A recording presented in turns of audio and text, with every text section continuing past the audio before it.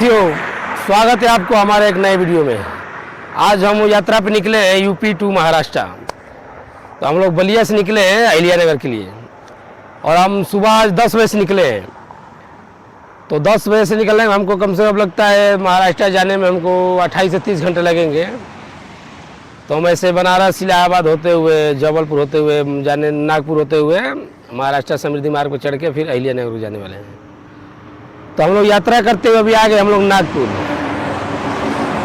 जो महाराष्ट्र का मतलब मिनी राजधानी भी माना जाता है। तो नागपुर हम लोग पहुँच गए हैं और यहाँ से चालू होता है महाराष्ट्र का समृद्धि महामार्ग, जो कि भारत का एक बहुत ही अत्याधुनिक महामार्ग है, एक्सप्रेसवे है, जिसे महाराष्ट्र सरकार और महाराष्ट्र स्टेट डेवलपमेंट कॉरपोरेशन मिल के इसको डेवलप किए हैं।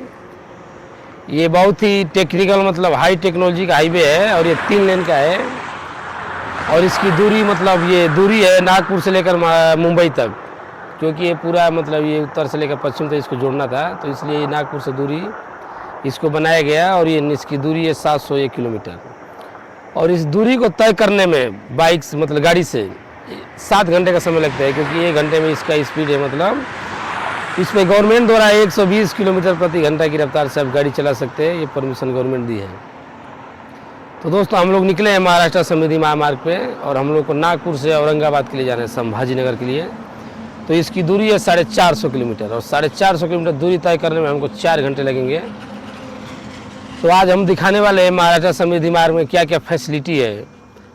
मिल जा रहा है, लेकिन CNG इस पर मिलता है कि नहीं, अगर नहीं मिलता है वो भी बताने वाले हैं। और थोड़ा सरकार को भी ध्यान देना चाहिए, अगर नहीं है तो गवर्नमेंट को मतलब CNG पंप लगाना चाहिए। तो चलिए हम आज नया ब्लॉग चालू करते हैं, समृद्धि महामार्ग नागपुर से मुंबई। तो दोस्तों, हम लोगों की यात्रा स्टार्ट हो गई है और हम लोग नागपुर से निकल गए हैं।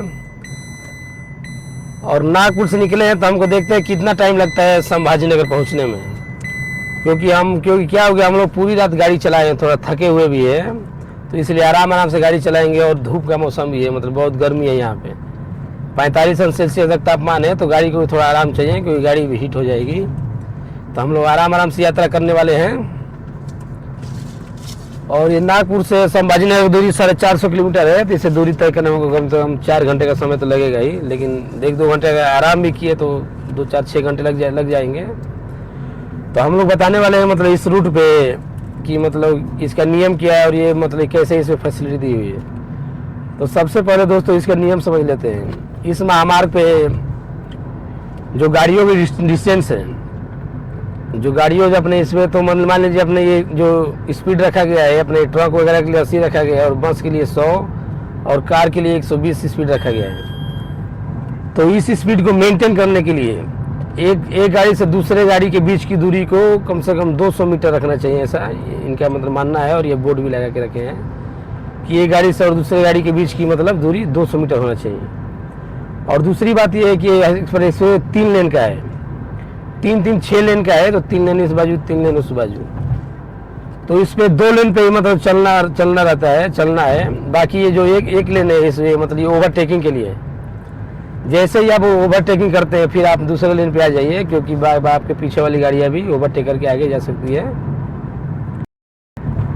और सबसे बड़ी बात यहाँ पे मतलब खूबसूरत दिखने के जगह जगह फूल वगैरह लगाया हुआ है, क्योंकि ये मतलब ये नया हाईवे है और ये ऐसे जगह पे बनाया गया है पहाड़ी और जंगल इलाके में कि यहाँ पे आपको कुछ दिखने को नहीं मिलेगा। यहाँ पे होटल भी नहीं है, 450 किलोमीटर में कहीं 1-2 होटल मिलेंगे, तो होटल भी नहीं, एकदम सुन सपाटा एरिया, इधर कुछ देखने को नहीं मिल रहा है, सिर्फ गाड़ियाँ मिलेगी, बाकी कुछ एक आदमी भी नहीं दिख रहा है इसमें। तो ये मतलब तेज रफ्तार के लिए बहुत अच्छा है। तो दोस्तों, हम लोग पहुँचने वाले हैं अभी अपने डेस्टिनेशन पे, आगे का फिर बताने वाले हैं और क्या होने वाला है। तब तक के लिए आप वीडियो में बने रहिए। आराम से सब्जी या फल या कोई भी चीज़ अपने खेत में उगाइए और शाम को आराम से गाड़ी में रख के आप आराम से मुंबई ले जाकर अपना सामान बेच सकते हैं। और ये बहुत अच्छा है, यहाँ के लोगों को डेवलप होगा, किसान भी डेवलप होंगे और ये महाराष्ट्र भी डेवलप होगा। तो ये आवागमन के लिए और इसके लिए बहुत अच्छा मतलब महामार्ग है। तो हम लोग भी इस पर यात्रा कर रहे हैं और हमको यात्रा करने में मतलब 4-5 घंटे लग जाने वाले हैं। तो हम लोग ऐसे आगे करते हुए हम लोग संभाजी नगर पहुँचने वाले हैं और संभाजी नगर पहुँचने में हमको कम से कम आधा घंटे लगेगा, क्योंकि 4-5 घंटे यात्रा करने के बाद अभी 50 किलोमीटर 40 किलोमीटर संभाजी नगर बचा है और ये शाम हो गई है, कम से कम 6 बज गया है। तो ये दूसरा नियम है।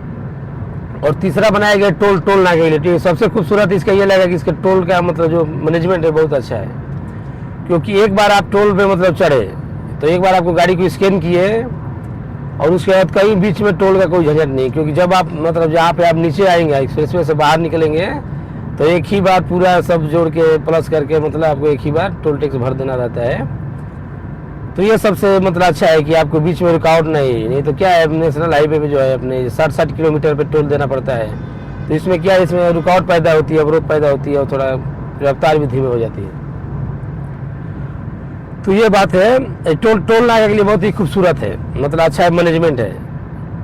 और इसका थोड़ा टोल भी महंगा है, क्योंकि नेशनल हाईवे पर टोल फ्री हम लोगों का, लेकिन इसमें एक अलग सेपरेट से टोल लगाया हुआ है। इसमें 1 किलोमीटर पे 2.40 मतलब पैसे, यानी 2 रुपये 40 पैसे पर किलोमीटर के हिसाब से टोल लगता है इस पे। तो हम लोगों को टोल इस पे 850 रुपये लगने वाले हैं।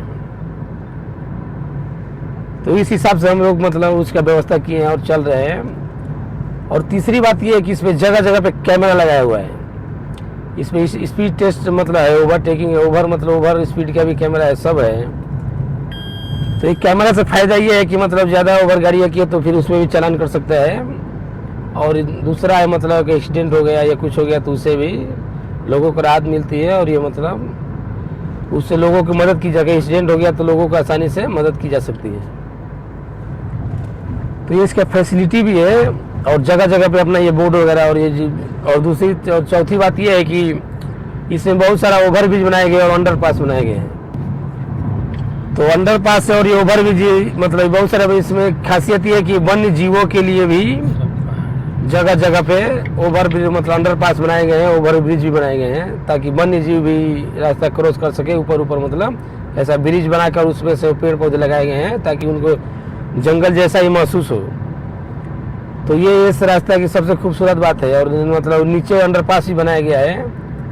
और तीसरी बात है ये एक्सेस कंट्रोल हाईवे है। इसमें आप एक बार चढ़ गए तो आपको बाहर निकलने के टोल नाके से ही बाहर निकलना पड़ेगा, जहाँ एग्जिट पॉइंट है वहीं से निकलना पड़ेगा। बाकी किधर निकलने से रास्ता नहीं है, यहाँ पे निकलने के लिए कोई रास्ता नहीं है। तो ये लंबी दूरी के लिए बहुत ही अच्छा है। और हम लोग कहेंगे कि इसमें चढ़ने से पहले अपने खाने पीने का सामान ले लीजिए और अपनी गाड़ी का टंकी फुल करा लीजिए, क्योंकि इसमें बहुत दूरी पे पेट्रोल पंप है। इस पर कम से कम हमको लगता है 60 से 70 या 100 किलोमीटर की दूरी पे पेट्रोल पंप है। तो हम लोग सब व्यवस्था कर लिए हैं। और उसके बाद हम लोग CNG वाली है, तो देखते हैं CNG मिलता है कि नहीं मिलता है।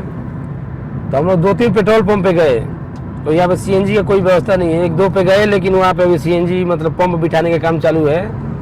तो पंप वालों का मानना है कि कम से कम 1.5 से 2 महीने में CNG पंप चालू हो जाएगा, तब आपको मतलब CNG प्रोवाइड की जाएगी। तो इस पर थोड़ा गवर्नमेंट को भी ध्यान देना चाहिए कि मतलब हर एक टोल नाके मतलब हर एक पंप पे CNG अनिवार्य कर देना चाहिए, क्योंकि महाराष्ट्र में CNG की गाड़ियाँ बहुत है। तो इससे क्या होगा, इससे थोड़ा लोगों को राहत मिलेगी। और सबसे बड़ी बात है दोस्तों, ये महामार्ग